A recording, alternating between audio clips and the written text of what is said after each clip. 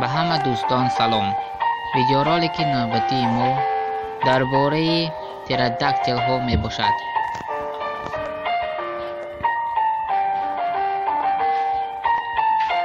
وقتی که دینوزورها حکمران زمین بودند، پتروداکتیل ها در آسمان حکمرانی می کردند. در پتروداکتیل ها قنات پوستین موجود بود که بین پای عقب و یک دست دراز جای گرفته بود.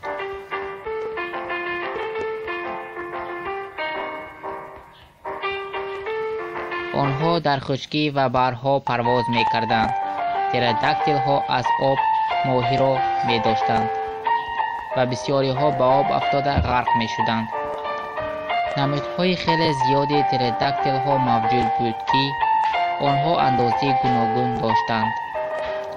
65 میلیون سال پیش وقتی که استروئید به زمین برخورد، در قطار دینوزورها پتروداکتیل ها نیز از سطح زمین تماما نابود شدند.